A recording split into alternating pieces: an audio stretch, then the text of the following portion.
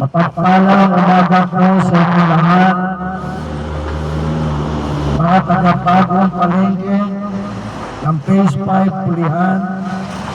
Pagpalain po kayong lahat ng Panginoon at pagpalain po tayong lahat ng salita ng Diyos na ating mapapakinggan sa araw na ito.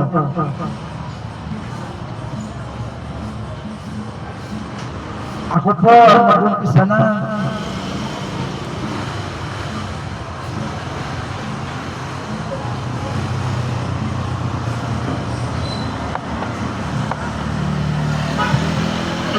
Panginoon, salamat po ako'y dinapuno muli sa lugar na ito ng Phase Pulihan, Bagong Palengke, sapagkat ikaw, Panginoon, ay umiibig sa kanila. Nais mo silang lahat pagpalain ng iyong salita. Nais mo silang lahat ay maligtas, mapatawad, mapagpala sa pamamagitan mo, Panginoon. Pagpalain mo po lahat kami na makakapakinig ng iyong mga salita. Mangusap ka sa bawat isa sa amin. O Panginoon, anumang espiritu ng kaaway na ahadlang sa kaligtasan ng bawat isa sa lugar na ito, ginagapos ko mga espiritu nito, tinatapon ko pabalik sa hell in Jesus' name. Kinakalagan ko, ikaw, Holy Spirit, ang siya lamang malayang kumilos sa aming kalagitnaan. Ikaw lamang, wala na pong iba. Ikaw ang mataas, ikaw ang mapakinggan namin, at kinukulang ko ang mga angels of God, palibutan ako sa lugar na ito. At kinakalagan ko ang spirito ng salvation by grace through faith in Jesus Christ alone. Conviction from sin, repentance from sin, salvation, ang kumilos at pagpapala sa bawat isa sa amin. In Jesus' name, binabalaan ko sino man manggugulo sa lugar na ito. Ito po'y gawain ng Panginoon, hindi gawain ng tao. In Jesus' name, Amen. Amen.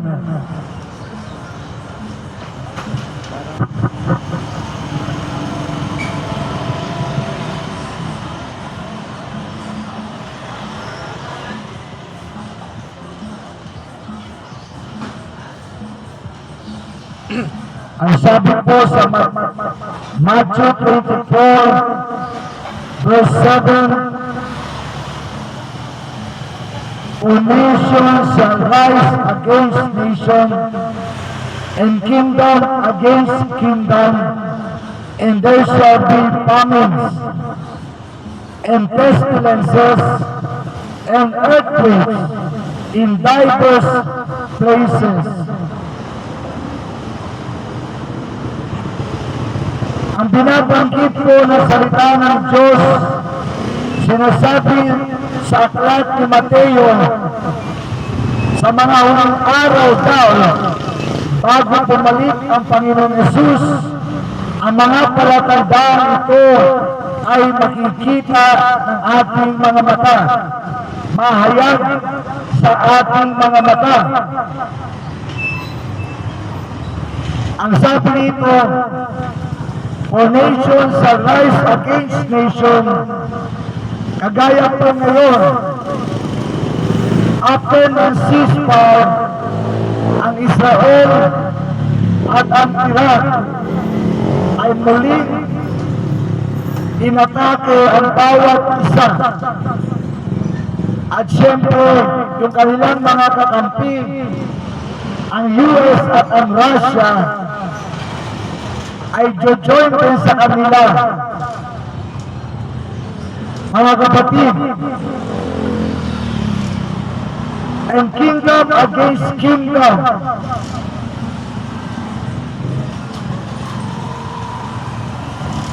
Pinapakita ko lamang po sa inyo na tayo po ay nasa mga huling araw na at babalik na si Jesus sa ayaw at sa gusto natin.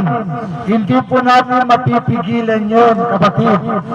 Si Jesus ay babalik na sa ayaw at sa hindi. Gusto mo man o hindi, babalik siya. Nakahanda ka man o hindi, babalik ang Panginoong Yesus. Ang tanong dito, ikaw ba ay nakahanda sa pagbabalik ni Jesus? O baliwala lang sa iyo ang mga palatandaan nakikita na ng iyong mga mata? Wala ka pa rin bang gagawin bilang paghahanda sa pagbabalik ni Jesus?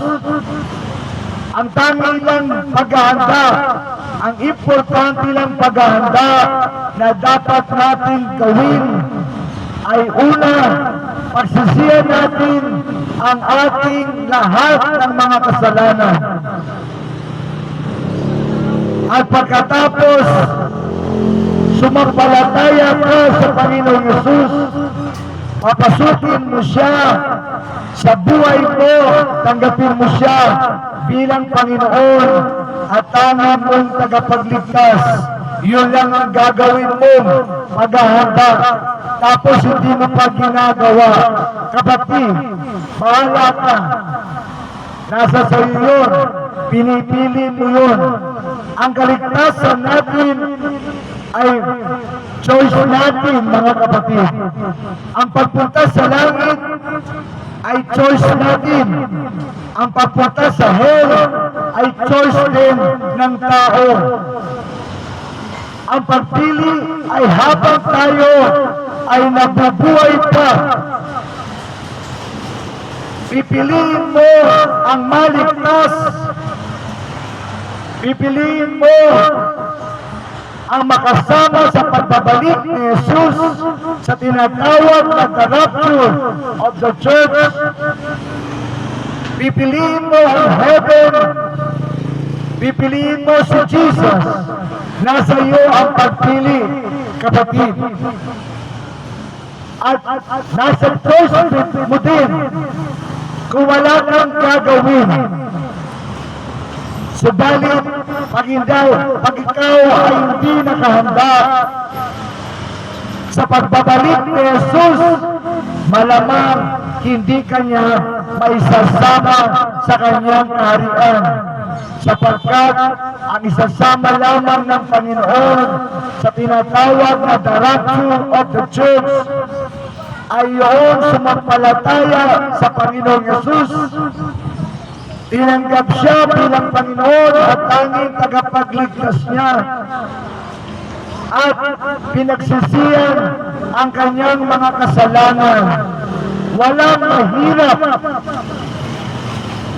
sa paghahanda natin.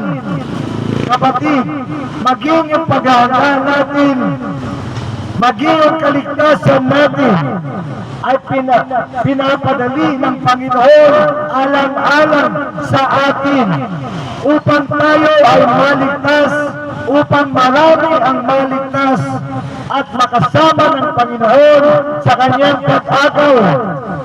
Subalit ang tao ay hindi yun, ay pinapaliwala ang mga yun.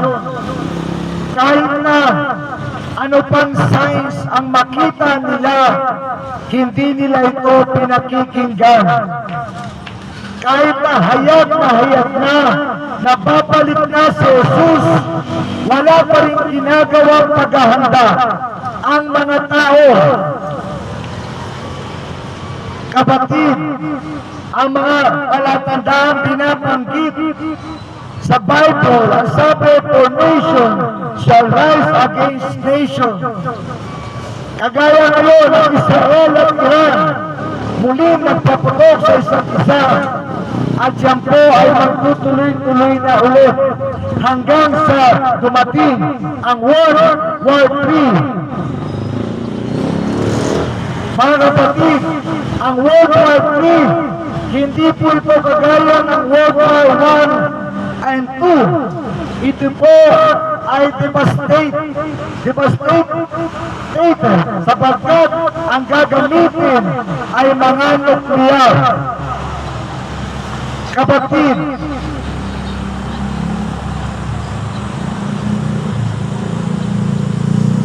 and kingdoms against kingdom, Kingdom of Saudi Arabia against Kingdom of Iran, against Kingdom of Iraq, at iba't iba pang kingdom. And there shall be famines, ang sabi po ng salita ng Diyos, pagkakaroon ng taggutom. Ngayon po sa Africa, ang mga tao, ang iba sa kanila, isang beses na lang kumakain sa maghapon. Sa Pilipinas, meron din ganito. Isang beses na lang kumakain sa maghapon. Kapatid, ang palatandaan ng pagbabalik ni Jesus ay hayag na sa ating kalagitnaan. Ano paghahanda ang ginagawa mo? Ang tanging mong paghahanda na gagawin, pagsisiyan mo ang mga kasalanan mo. Tanggapin mo si Jesus bilang Panginoon at tanging mong tagapagligtas. Anong mahirap doon, kapatid? Maging yung paghahanda ay pinadadali ng Panginoon alang-alang sa atin upang maraming maisama ang Panginoon sa kanyang pagbabalik. Unang bahagi ng pagbabalik ni Jesus, hindi siya aabot sa lupa, dulanan siya sa ulap. Sasalubungin siya ng mga mananampalataya. Ang mga mananampalataya sa lupa ay mawawala. Maiiwan ang kanilang kasuotan at sila'y magkakaroon ng kasuotan panglangit at katawang panglangit o yung tinatawag na glorified body. At isasama ni Jesus ang mga kinuha niya sa lupa at nakakapiling na nila sa Jesus sa langit. At doon na sila sa langit forever and ever. Hindi ba napakasaya noon, kapatid? Nakukunin tayo ni Jesus at mamumuhay na tayo kasama ni Jesus sa langit. At tayo ay titira sa ating mga mansyon sa langit. And there shall be pestilences o mga peste. Mga kapatid, marami ngayon sa buong mundo, maraming mga peste na sumisibol, mga sakit at karamdaman na walang kagalingan. At maraming mga pananim ang nakakaranas ng peste. Mga kapatid, yung binabanggit ko ay nahayag na sa ating harapan, sa ating paningin. Hindi ka naman tulag, hindi ka naman bingi para hindi mo malaman na si Jesus ay babalik na. At sinasabi pa rito, and earthquakes in diverse places. Mga kapatid, siguro naman alam ninyo nangyari sa Sarangani, sa Mindanao, yung naranasan nilang 7.8 earthquake. Huwag na worry mangyari dito sa Luzon ang earthquakes na yon. Sapalit mga kapatid, ang earthquakes ay bigay ng Panginoon bilang kaparusahan sa mga tao sapagkat pasama ng pasama ang mga tao.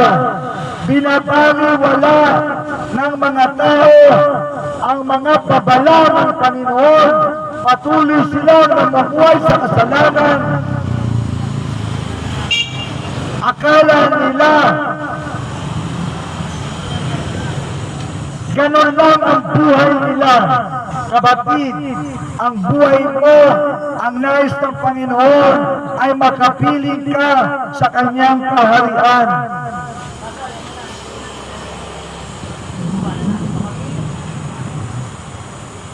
All these are the beginning of sorrows, mga kapatid. Diba sabi ng PBOX, merong 6 na active force sa buong Pilipinas. Ito po ay konektado sa isa't isa. Kapatid, ipag-pray natin na huwag itong mangyari sa ating lugar. Diba nga meron silang sinasabing the big one, huwag na mangyari ito sa Luzon, sapagkat mas marami ang mawawala ng buhay.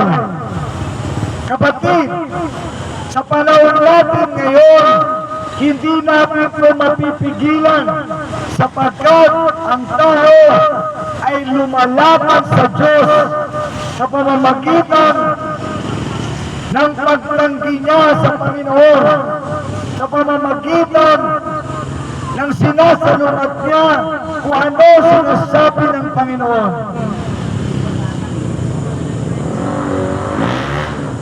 Lalong-lalo na ang kasamaan sa mundong ito. Sabi ng aking kausap, kaya daw nangyari ang earthquakes sa Mindanao ay dahil, mga kapatid, sa totoo lang, lahat posible kapag ang tao ay lumalakad sa kasalanan, sa kasamaan. At sa Pilipinas, lalo na sa Pilipinas, ang mga Pilipino kapag sapa sa mga Diyos-Diyosan, ang mga Pilipino matitigas ang ulo, ang mga Pilipino mapagmataas sa Diyos. Hindi pa ng panahon ni Moses, ang mga Israelita din ay lumaban sa Diyos. Nung si Moses ay nanalangin sa bundok, kinausap na ang Diyos. Pagbalik ni Moses, ang mga tao sumasamba sa Diyos-Diyosan. Ano nangyari? Bumuka ng earthquakes, bumuka ang lupa at inahin ng lupa ang mga sumasamba sa Diyos-Diyosan. Kapatid, hindi ba tayo natututo sa kamalian ng iba? Ang tanging dapat sampahin ay ang Diyos na Espiritu. Ang Diyos po ay hindi nakikita. Hindi mo siya kailangan makita sapagkat ang Diyos ay makikita mo sa pamamagitan ng pananampalataya mo sa Kanya. Hindi mo siya nakikita, subalit sumasampalataya ka sa Kanya. Yun ang faith, mga kapatid.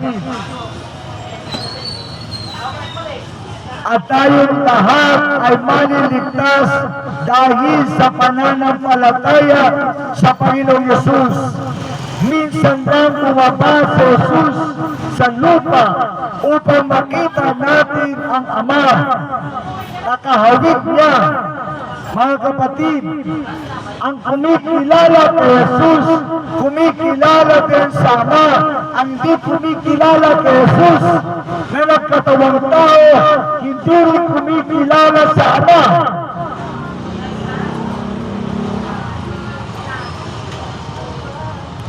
Mga kapatid, mahal ng Panginoon ang lugar na ito. Mahal ng Panginoon ang mga taga-Bagong Palengke, Phase 5 Bulihan.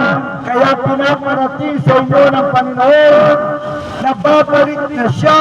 Magsipaghanda kayo. Ihanda niyo ang inyong mga puso sa pagbabalik ng Panginoong Yesus sa pamamagitan ng pagsisisi sa ating mga kasalanan papasukin si Jesus bilang Panginoon at tagapagligtas ng puso mo, ng buhay mo, ng pamilya mo. Kapatid, walang nakakaalam kung kailan darating ang mga earthquakes.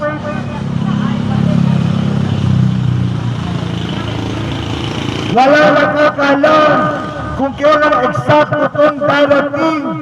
Paano kung dumating ito nang hindi ka nakahanda at sumapit sa iyo ang kamatayan, saan ka kaya pupulutin, kapatid? Kapag walang relasyon ni Jesus, walang kaligtasan. Kapag hindi mo pa tinanggap si Jesus, wala ka pang kaligtasan, kapatid. At ang kaluluwa mo ay nasa panganib ng apoy ng impyerno. Kaya hanggat buhay ka pa, hanggat may hininga ka pa, lumapit ka sa Panginoon, magpakumbaba ka sa Panginoon, humingi ka ng tawad sa mga kasalanan mo sa Panginoon, at sumampalataya ka sa Panginoon. Tanggapin mo siya bilang Panginoon at tagapagligtas mo ng buhay mo, kapatid.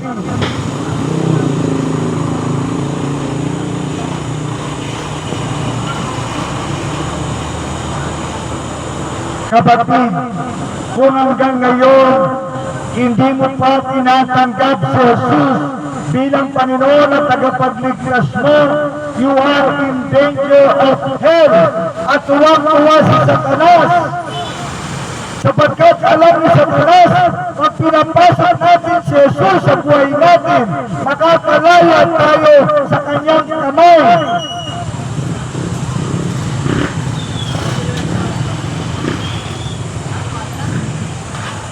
Kapag pinanggap natin si Jesus bilang Panginoon tagapagligtas, kapatid, makakalaya ka sa kamay ni Satanas. Sapagkat kung wala pa si Jesus sa buhay mo, hawak ni Satanas ang kaluluwa mo at isang araw pupunta yan sa hell.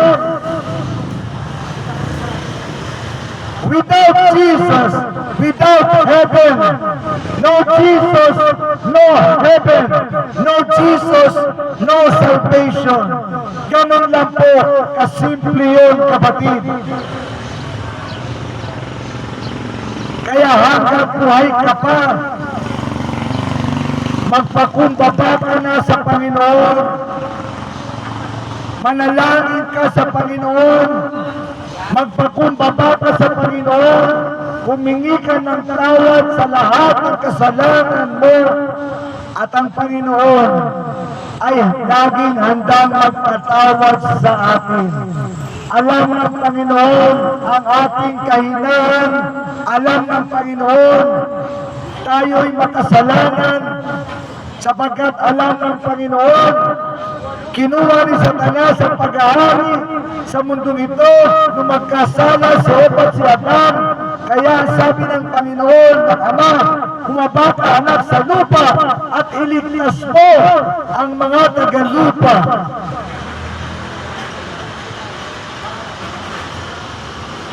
Subalit ang mga taga-lupa, ang mga taga-sanglibutan, mas inibig pa ang Diablo kesa kay Jesus.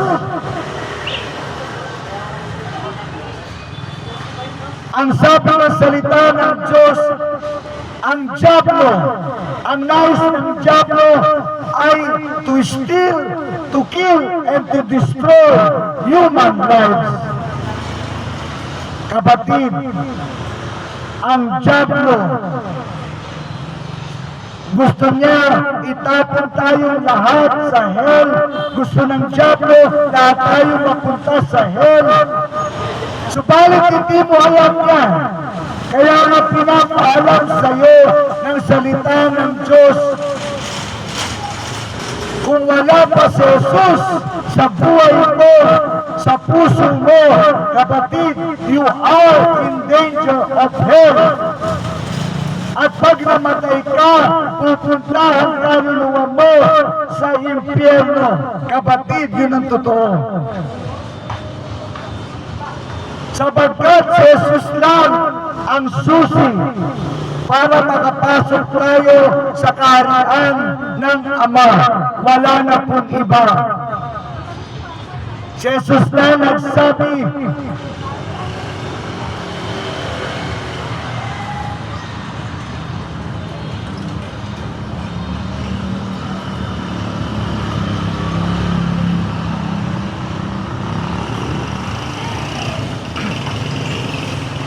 ang sabi ng salita ng Diyos, John 10:10, the thief cometh not. Yung thief dito, si Satanas, but for to steal and to kill and to destroy. Yun lamang po ang bagay ni Satanas sa tao. Huwag ka maniniwala kay Satanas. Maniwala ka kay Jesus. Ang sabi ng Bible, si Satanas, ang tanging bagay ni Satanas is to steal, to kill, and to destroy ang tao. Kaya pag ikaw nagpauto kay Satanas, kapatid, kawawa. Kawawa ang kaluluwa mo. Pinaglalaruan ni Satanas ang tao at ayaw niya lumapit tayo kay Jesus. Ayaw niya makilala natin si Jesus. Subalit ang sabi ng Panginoon, I am come that they might have life. Ito ang sabi ng Panginoon, ako'y bumaba sa lupa upang magkaroon sila ng buhay na walang hanggan. Kaya nasa atin ang pagpili, kapatid. Kung hindi mo pa pinipili si Jesus, kapatid, si Satanas ang pinili mo. Kawawa ang kaluluwa mo, kapatid, sa kamay ni Satanas. Kawawa ang kaluluwa natin sa kamay ng Diablo. Pinaglalaruan lang tayo ng Diablo, kapatid. Mahihirapan kanya sa buhay na ito. Tapos pagdating sa kabilang buhay, parurusahan ka pa niya doon, araw at gabi, sa hell. Hindi ba napakakawawa naman natin? Kapatid, meron kang kaluluwa, walang kamatayan. Ang kaluluwa mo, pupunta yan pag namatay sa lupa, sa langit. Kapag merong relasyon kay Jesus, sa hell. Kapag wala kang relasyon kay Jesus, ganun lang kasimple yun. Hindi paliligoy. Ang salita ng Diyos ay diretso. Without Jesus, without heaven, without Jesus, without salvation. Kapatid, kapag hindi mo pa naman naunawaan yan, ang Diablo tuwang-tuwa sa'yo. At marami sa lupang ito, hawak ng kamay ni Satanas. Kapatid, kaya bumaba si Jesus para agawin tayo sa kamay ni Satanas. Lumapit tayo kay Jesus. Pag namatay ka na wala kang relasyon kay Jesus, kapatid, tuwang-tuwa si Satanas sa iyo sapagkat parurusahan ka niya sa hell. Subalit ang sabi ni Jesus, I am come that they might have life and that they might have it more abundantly. Ang nais ng Panginoon, agawin tayo sa kamay ng Diablo. Ang nais ng Panginoon, palayain tayo sa kamay ng Diablo. Ang mundo nito ay nasa kamay ni Satanas. Kaya si Jesus sabi mo, bumaba sa lupa para agawin ang tao sa kamay ni Satanas.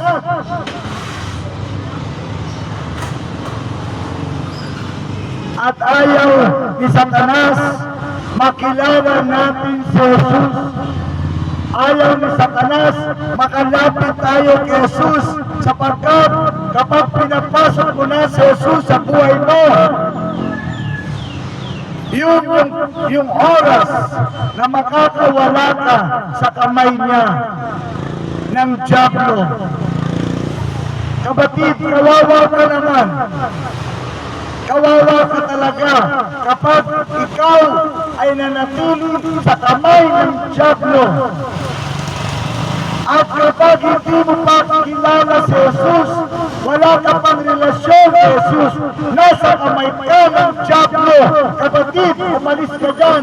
Sabi mo kay Satanas, lumayo ka sa akin, Satanas. Ayaw ko sa iyo. Gusto ko kay Jesus. Kailangan kang gumawa ng drastic move para sa kaligtasan mo, sapagkat kung hindi ka gagawa ng drastic move na si Jesus papapasukin mo sa buhay mo, tatanggapin mo siya bilang Panginoon tagapagligtas, wala kang kaligtasan, kapatid. Ganun lang kasimple yun. Walang Jesus, walang kaligtasan. Walang Jesus, walang kapatawaran sa kasalanan. Mga taga-praise pulihan, mahal kayo ng Panginoon, nais ng Panginoon, bawat pamilya na mga nagtitinda sa lugar na to, mga namimili sa lugar na to, mga taga-rito, nais ng Panginoon, papasukin niyo siya sa inyong mga tahanan, nang sa gayon, pagpalain ang inyong mga tahanan, magkaroon kayo ng kaligtasan sa piling ni Jesus, nang sa gayon, sa kanyang pagbabalik, may sama kayo ni Jesus sa tinatawag na the rapture of the church. Subalit mga kapatid, nasa inyo ang pagpili.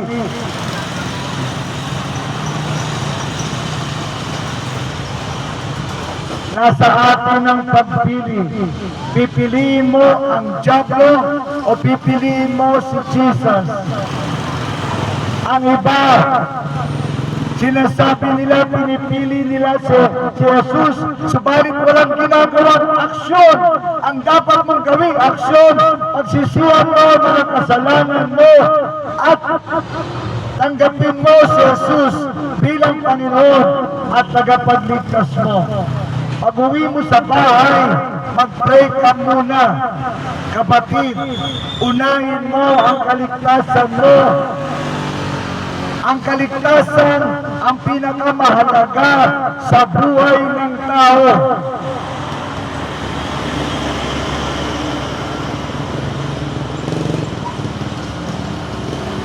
Ang sabi pa ng Panginoon, I am the good shepherd. The good shepherd giveth his life for the sheep. Sabi ng Panginoon, ako ang mabuting pastol. Lumapit tayo sa Panginoon. Tayo yung mga nawawalang tupa. Hinanap ka ng Panginoon. Namatay ang Panginoon para sa iyo. Because He is a good shepherd.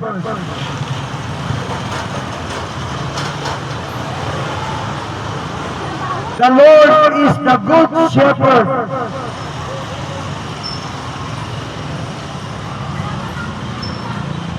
Mga kapatid, minsan nakakapagod tayong mga tao. Kahit anong gawin ng Panginoon, mas pinapakinggan natin ang dyablo kesa ang Panginoon. Kapatid, paano tayong nabulag ni Satanas ng ganong katodo-todo na minsan ang salita ng Diyos hindi na natin pinaniniwalaan. The Word of God is 100% God's Word. At ang Panginoon hindi sinungaling kagaya natin. Sabi ng Panginoon, I am the good shepherd. The good shepherd giveth his life for the sheep. Ang Panginoon binigay ang buhay sa atin. Tayong lahat ay iniligtas ng Panginoon. Sayang yung dugo ni Jesus na dumalak sa krus ng Kalbaryo kung hindi mo siya mapapasukin sa buhay mo, kapatid.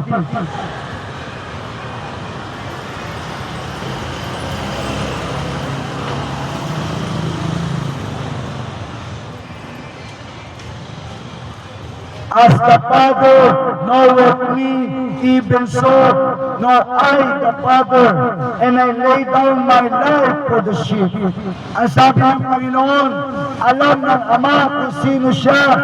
Alam niya, pinadala siya ng Ama, at ang Ama, alam niya kung sino ang kanyang anak, ang Panginoong Yesus, at ang anak, ibinigay ang buhay para sa atin. Mga kapatid, huwag natin sasayangin ang buhay na binigay ng Panginoong Yesus. Ang tanging mo na lang gagawin, pagsisihan mo ang kasalanan mo, tanggapin si Jesus bilang Panginoon at tanging tagapagligtas mo upang magkaroon ng kahulugan ang dugo ni Jesus sa buhay mo. Subalit kung hindi mo yun gagawin, nasayang ang dugo ni Jesus na dumaloy sa krus ng Kalbaryo para sa iyo.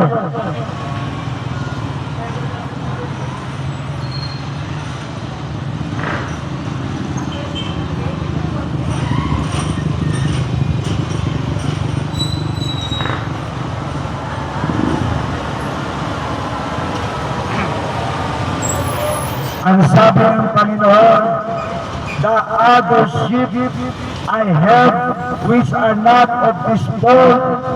Ang sabi ng Panginoon, meron akong mga tupa na wala dito sa ating kawan. Kapatid, ikaw yun. Kung ikaw ay wala pang relasyon ni Jesus, hindi mo pa siya tinanggap bilang Panginoon at pagligtas mo. Kapatid, ikaw ay nahanap ng Panginoon na wala sa kanyang kawan.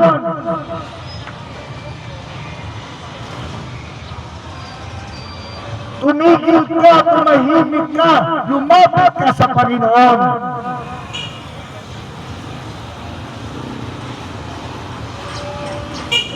Sabi ng Panginoon, them also I must bring, and they shall hear my voice.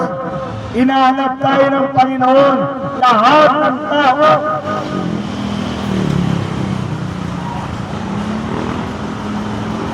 Na hindi pa nagsisi sa kanilang mga kasalanan, hindi tinanggap si Jesus bilang Panginoon at tagapagligtas nila. Kapatid, ikaw ay isa doon sa hinahanap ng Panginoon. At nais kang iligtas ng Panginoon upang makasama ka doon sa kawan ng tupa ng Panginoon. At sa pagbabalik ng Panginoon, kukunin niya yung mga tupa sa kanyang kawan. Mga kapatid, babalik na si Jesus. Sa hayaw at sa gusto natin, babalik na si Jesus. Nakahanda ka man o hindi, babalik na si Jesus.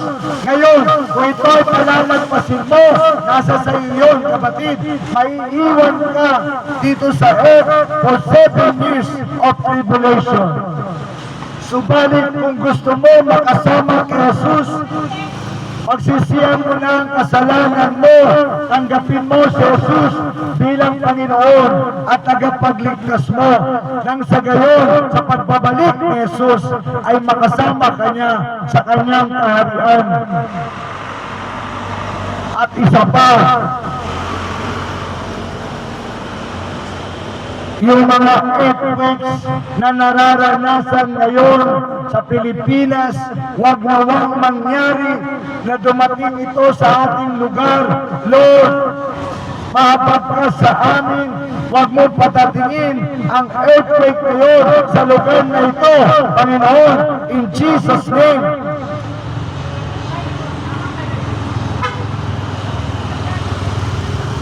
Subalit, kapag ang mga taga rito, ang mga taga-ibang lugar, kapag nananatili sila sa kasalanan, walang magagawa ang anak, ang Panginoong Jesus, kundi ang Ama ang magpaparusa sa mga tao na hindi kumikilala sa kanyang anak at hindi lumalapit sa kanyang anak.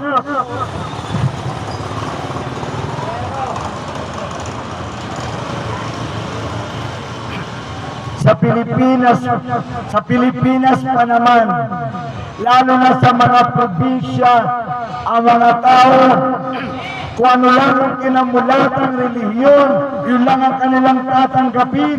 Kung ano lang yung mga aral na gustong iparinig sa kanila, yun lang ang kanilang aral na natutunan.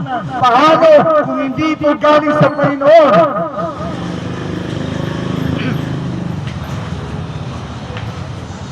Mga kapatid,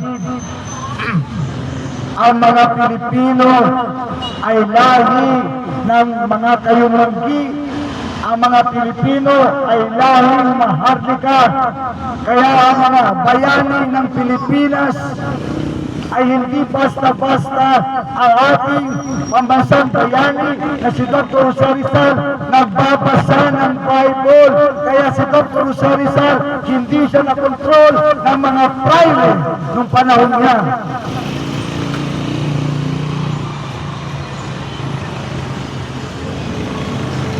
Mga kapatid, tayo mga Pilipino matatalino, gamitin natin ang ating mga utak. Ang mga Pilipino ay matatalino, ang lahi ni Rizal ay matatalino. Kapatid, basahin natin ang salita ng Diyos upang hindi tayo napaglililangan ng mga maling mga ngaral.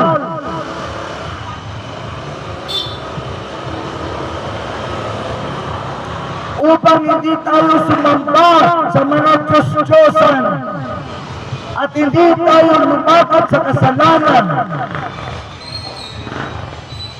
Ang hirap sa atin, minsan tayo mga Pilipino, minsan mapapride tayo.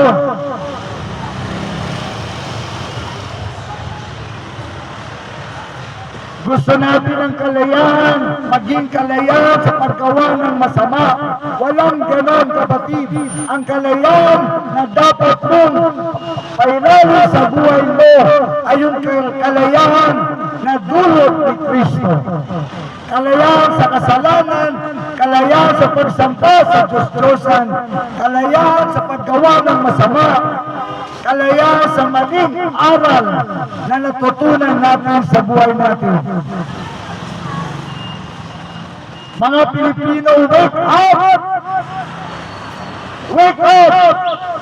Jesus is coming soon. And soon, the soonest, ang mga palatandaan ay hayag na sa ating kalagitnaan.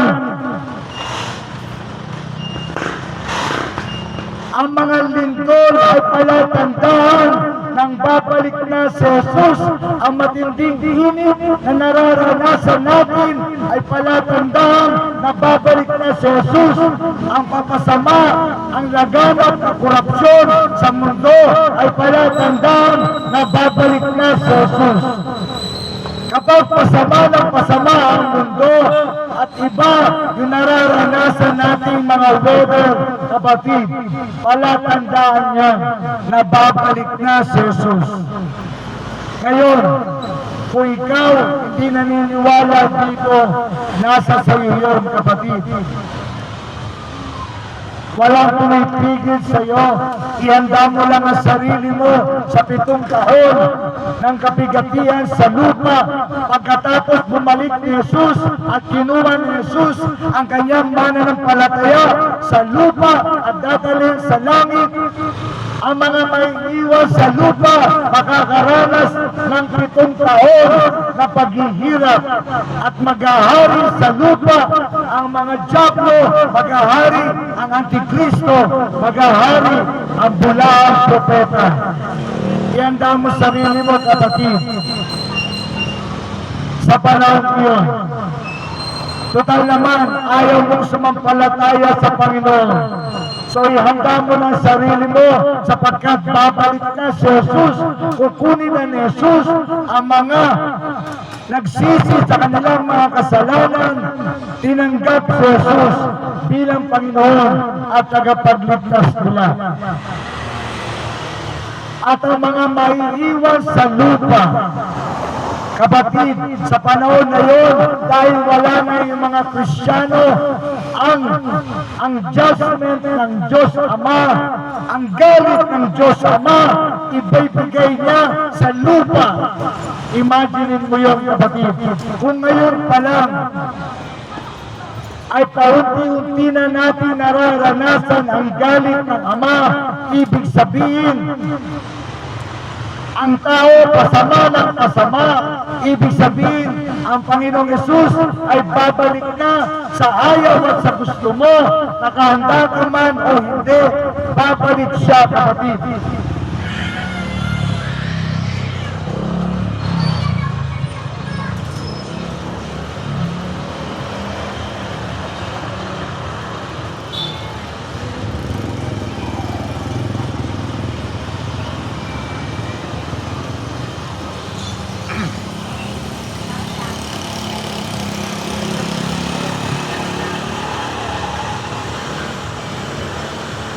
Ang sabi ng salita ng Diyos, John 14, verse 1, let not your heart be troubled.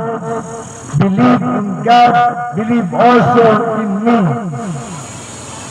Ang nagsasalita dito ang Panginoong Hesus. Ang sabi ng Panginoong Hesus, huwag maglumihanan ang inyong mga puso, sumampalataya kayo sa Ama, sumampalataya din kayo sa akin.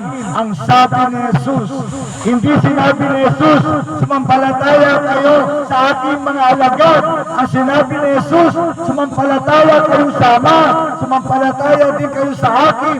Sapagkat sa Diyos lamang tayo dapat sasampalataya, hindi sa mga Diyos-Diyosan.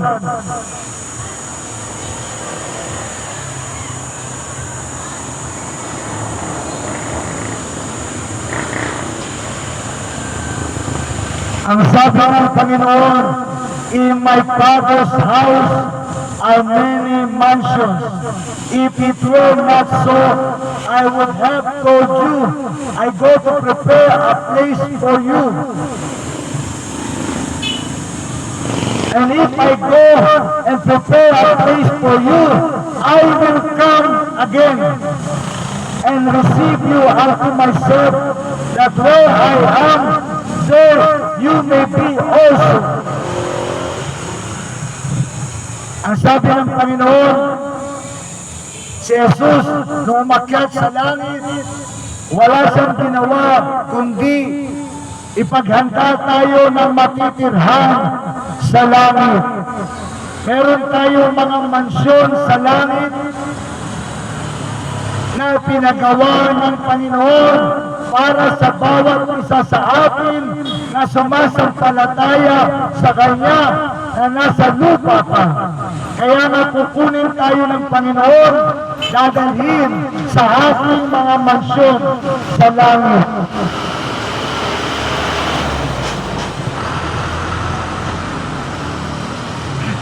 Hindi ba napakasaya nun? Maninirahan tayo sa ating mga mansyon sa langit. Wala kang upa, libre ang kuryente, libre ang tubig, walang bayad ang pagkain, walang bayad ang mga mansyon. Libre ibibigay sa atin lahat ng Panginoon yun. Ang tanging mo lang gagawin sa lupa, ipamuhay ang salita ng Diyos, ang antayin ang pagbabalik ng Panginoon. Subalit, kailangan ka munang magsisi sa iyong mga kasalanan at tanggapin si Jesus bilang Panginoon at tanging mong tagapagligtas. Pag nagawa mo na yun, kapatid, magiging anak ka na ng Diyos at ang pangalan mo ay matatala na sa aklat ng buhay sa langit. At sa pagbabalik ni Jesus, sigurado kang kukunin ng Panginoon.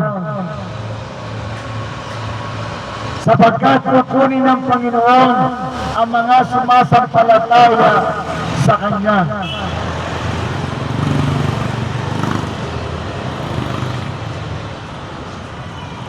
Ang sabi ng Panginoon, pag siya ay bumalik, isasama niya tayo sa piling niya at makakapiling na natin siya sa langit forever and ever. Yun ang totoong forever, kapatid. Dito sa lupa, walang forever dito. Sa langit, meron forever. Forever sa piling ni Jesus. Ang nakakalungkot kung forever ka sa hell, wala sa piling ni Jesus. Sapagkat nagmatigas ka sa Panginoon, masinunod mo ang dyablo kaysa ang Panginoong Jesus. Mga taga-Bulihan, mahal kayo ng Panginoon. Ako po minsan napapagod na sa pagpunta dito sa lugar ninyo. Subalit ang Panginoon, pag ako'y napag-utusan, wala akong choice. Wala akong magagawa. Kung ang Panginoon ang mag-uutos sa akin, sino ako para tumanggi sa Kanya? Mahal kasi kayo ng Panginoon, mga taga-Praise Bulihan, Bagong Palengke. Ang nais ng Panginoon, bawat pamilya sa lugar na to ay makakilala sa Panginoon upang mapagpala sila ng Panginoon.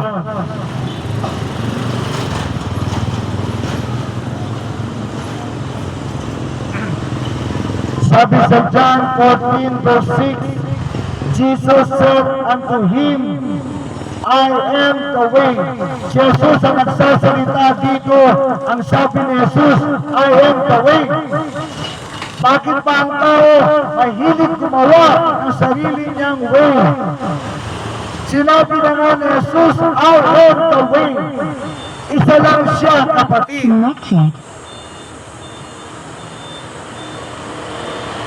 Praise God. Isa lang siyang daan para tayo maligtas. Hindi sinabi ni Jesus, ako ang tagapagligtas, ang aking ina tagapagligtas, ang mga apostol tagapagligtas. Kapatid, walang ganon. Ang sabi lang ni Jesus, I am the way. Disconnected. Sabi ng Panginoon, I am the way and the truth and the life. Ibig sabihin, ang iba, kung hindi siya ang pinapangaral, yan po ang kasinungalingan. Si Jesus lang ang katotohanan. Kapag si Jesus ang pinapangaral, makinig ka, kapatid, sapagkat ililigtas ka niya. Sabi ni Jesus, I am the way and the truth and the life. Si Jesus ang kahulugan ng buhay. Kaya minsan ang buhay mo natulo sapagkat wala pa si Jesus sa buhay na yan. Papasukin mo si Jesus sa buhay mo. At mga kapatid, hindi natin alam kung kailan darating ang mga earthquakes. Subalit kapatid, kapag si Jesus tinanggap mo bilang Panginoon tagapagligtas mo, magiging ligtas ka na, magiging protektado ka pa ni Jesus. Kaya ano ba tumating sa buhay natin, hindi tayo maapektuhan because we are under God's protection.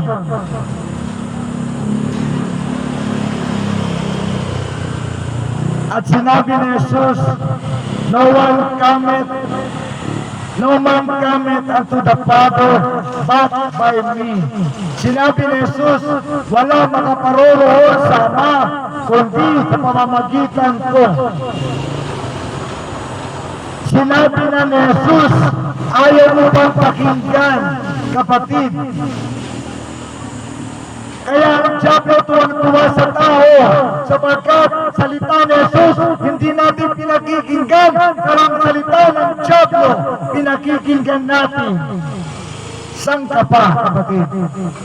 Anong gagawin sa iyo ng Panginoon? Ang salita niya hindi mo pinakikinggan, ang salita ng Diablo pinakikinggan mo. Anong gagawin sa iyo ng Panginoon? Kaya kapag dumarating ang mga kaparusahan sa lupa, hindi natin mapipigilan to sapagkat ang Ama, ang galit ng Ama ay darating sa mga tao na binabaliwala ang kanyang bugton na anak. Kaya nga sinasabi ko sa inyo, sabi ni Jesus, no man cometh unto the Father, no man cometh unto the Father, but by me, ang sabi ni Jesus. Ama, sila ka muna. Kaya mga kapatid, si Jesus lang ang tagapagligtas, wala na pong iba. Wala na pong iba. Kung meron ka pang ibang alam na tagapagligtas at yun ang tagapagligtas mo at hindi si Jesus, kapatid, tigilan mo yan. Nagsasayang ka lang ng oras mo. Nagsasayang ka lang ng resources mo. Only Jesus, only Jesus, only Jesus is the Savior of this world. At sa pagbabalik ni Jesus, alam na natin, babalik na siya sapagkat ang mga palatandaan binabanggit, ang mga digmaan, ang mga tsunami, ang mga lindol ay atin nang nararanasan at nakikita ng ating mga mata.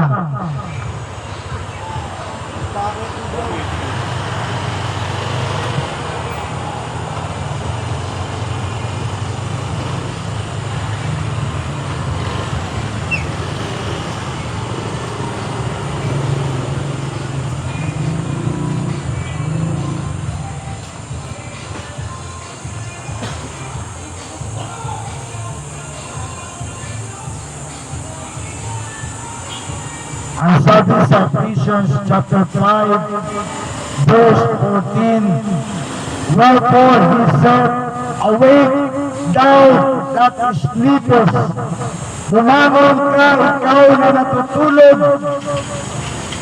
at bumangon ka sapagkat, and arise from the dead, and Christ shall give thee life. Ang sabi ng Panginoon, ikaw na natutulog, gumising ka. Ikaw na patay, bumangon ka. At si Kristo ang magbibigay sa iyo ng liwanag.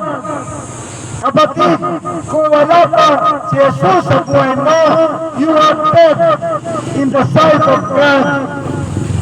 Kung wala pa si Jesus sa buhay mo, ikaw ay natutulog, gumising ka kapatid, darating na si Jesus, ihanda mo ang sarili mo, magpakumbaba ka sa Panginoon, humingi ka ng tawad sa mga kasalanan mo, at tanggapin mo si Jesus bilang Panginoon at tagapagligtas mo. Ako po ay mananalangin na sumunod po kayo sa mga panalangin ito. Kung nais nyo maligtas, kung nais nyo ng proteksyon sa mga lindol, sa ano paman na darating sa mundo nito, sumabay po kayo sa panalangin. Sabihin po natin ng sabay-sabay, Jesus, patawarin mo po ako, Panginoong Jesus, sa lahat ng mga nagawa kong kasalanan. Ang mga kasalanan ko na hindi ko pa nahingi ng tawad sa iyo, patawarin mo po lahat, Panginoong Jesus. At salamat, Panginoon, ako po ay pinatawad mo, ako po ay nilinis mo. Kaya naman, Panginoon, pumasok ka sa buhay ko, Sumasampalataya ako sa iyo. Pinatutuloy kita sa puso ko. Tinatanggap kita bilang Panginoon at tanging tagapagligtas ko. Salamat, Panginoon. Ako ay iyong niligtas at isinulat mo ang pangalan ko sa aklat ng buhay. Panginoon, tulungan mo ko sa mga susunod kong gagawin. Alalayan mo po ako sa aking pananampalataya at salamat, Panginoon. Ako po ay iniligtas mo. Ako po ay pinatawad mo. Ako po ay nilinis mo. At isinulat mo ang pangalan ko sa aklat ng buhay. Ikaw na po ang bahala sa akin at sa aking pamilya. In Jesus' name. Amen. Amen. Kung kayo po ay nakasunod sa panalangin, binabati ko po kayo. Ang Panginoon na ang bahala sa inyo. Lagi lang kayong tumawag sa Panginoon. Kausapin niyo siya ng madalas sa pananalangin. Basahin niyo ang salita ng Diyos. At humanap po kayo ng mga church na Christian sa lugar na malapit sa inyo. Upang mahanda po kayo sa pagbabalik ng Panginoong Yesus at makasama kayo sa kanyang pag-agaw. Ako po muling mananalangin para sa inyong lahat. Panginoon, salamat po. Ikaw na po bahala sa mga naligtas. Ikaw na po ang umalalay sa kanila.